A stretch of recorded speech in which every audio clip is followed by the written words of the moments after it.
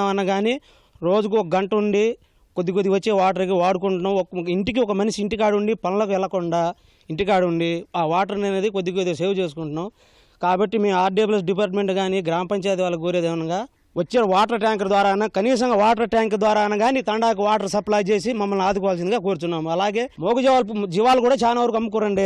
ఇప్పుడు ఇంటికి ఒక బర్రె, ఇదివరకు బర్రెలు గేదెలు ఉండే ఎద్దులోలు, కనీసం ఎద్దులోలు కూడా అమ్ముకుంటారు. నీళ్ళు లేక వాటర్ వాటికి సప్లై చేయాలన్నా కానీ నీళ్ళు అన్నా కానీ ఏది చేయాలన్నా కానీ వాటర్ లేని ముందు ఏ పని కావట్లేదు. మా ఊరు మొత్తం ఒకటే బోర్ అండి, అడవిలో ఉంటుంది ఆ బోరు. ఆ నీళ్లు వస్తేనే మా ఊరికి వాటర్, లేకపోతే లేదు. అది కూడా ఒక వారం ఉదయం వస్తే, ఒక వారం మధ్యాహ్నం వస్తాయి. కరెంట్ ఉంటేనే వస్తాయి, లేకపోతే లేదు. వేరే బోర్ అయితే లేదు.